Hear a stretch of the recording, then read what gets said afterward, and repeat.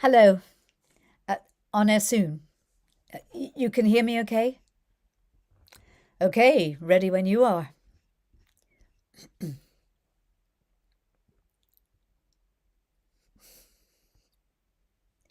Hello, Rob. Yes, 40th anniversary. Thank you so much for having me on the show. My dad was indeed the pioneer. I was still a teenager. His career, he went from school to university, then to the bank. Well, yes, he was a natural performer. Though poor old mum always learnt his lines by default, dram. I remember the Mikado, his Lord High Executioner. Sorry, sorry, did we notice what?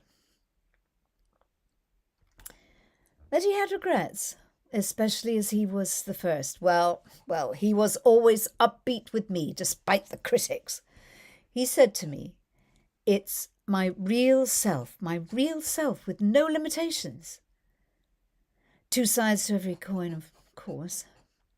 But he was the most courageous man, and he wanted the very best for us.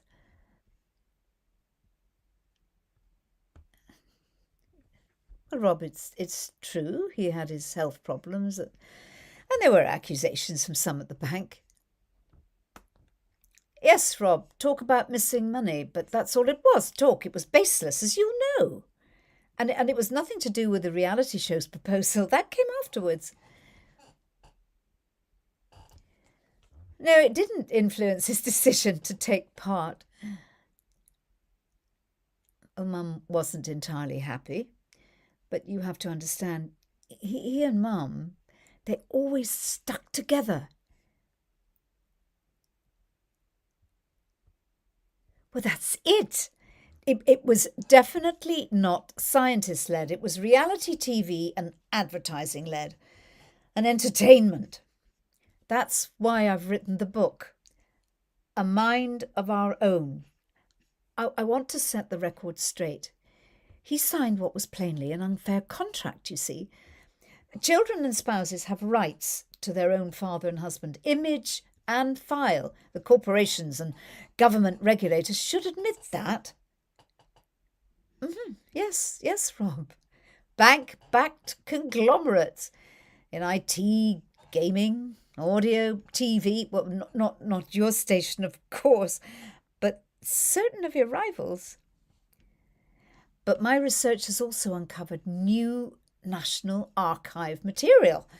The private finance initiative's previously unknown, unseen role, they're so called private, but they couldn't have done anything without public servants signing it off. You see, all the money has to go through and be processed by a government department, and the government distributes it to the private firms. They try to hide that. Even the technology came from a joint project between the Ministry of Defence and the NHS. The original show? Well, that's been on DVD and TV catch-up for years, and of course there's a few pirated YouTube videos.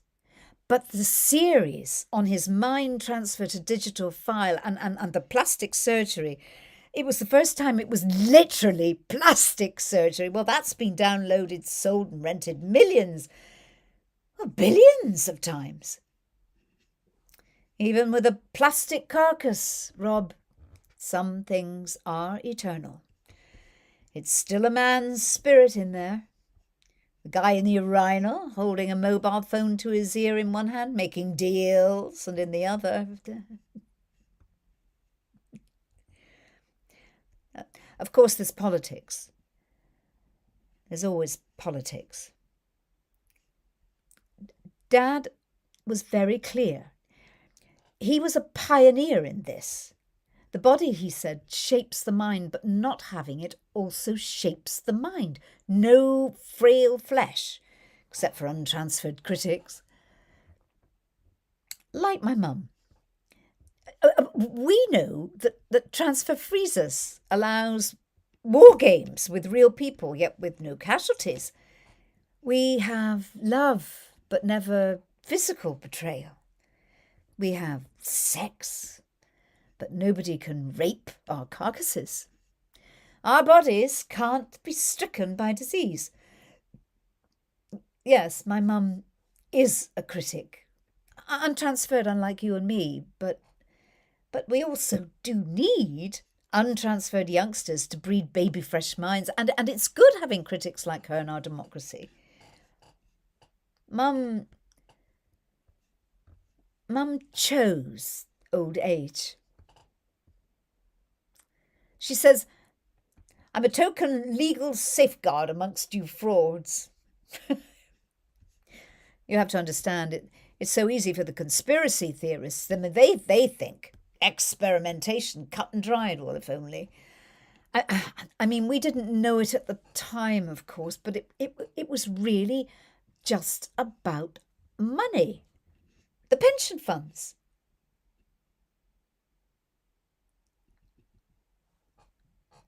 But it's true there were rows. What couple doesn't, Rob?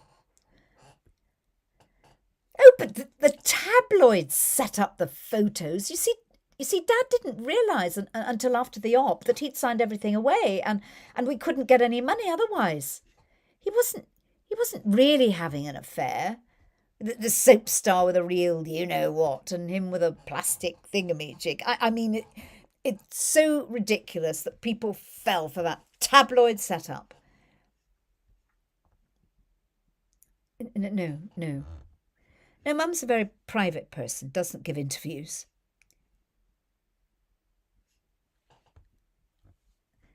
No, Rob, the tabloids got it wrong or put it wrong. We didn't give Dad away to the corporation, the government did.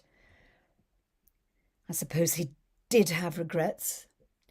He must have wanted an end, slashing his plastic carcass like that. But what they're doing is inhuman. We've never claimed the technology patents. They were carved up by media companies and their investors, union and civil service pension funds, even before the huge audience ratings, and now nearly all the population are transfers. But we're not even after the revenue streams from all the mind, men patches and other tech byproducts that are needed for this huge captive market. It's not that. It's the use of Dad and his image that should be ours, not theirs. It's his intellect, our intellectual property, my genes. His digital mind file is ours. And the animations and computer games, well, they should all be licensed by us.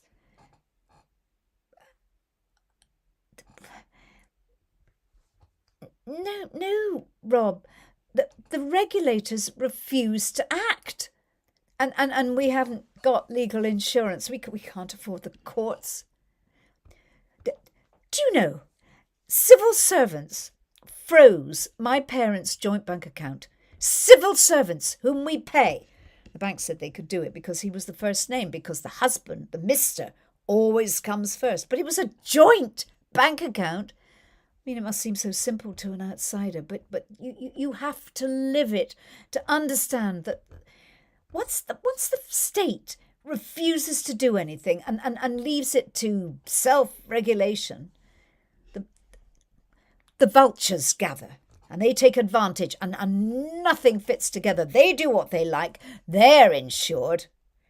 They outsourced Dad's file with a subcontractor and deducted massive fees in the Secretary of State's name.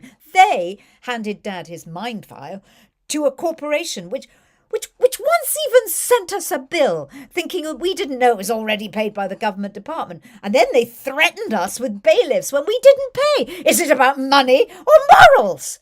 I sometimes think if the resources ran out, great. No electricity. The whole damn mine data bank would explode. Kapow! Aliens invading Earth would find our charred plastic carcasses, their burnt out microchips, and they'd wonder, where are the life forms? What is it all about? Ethics or electricity?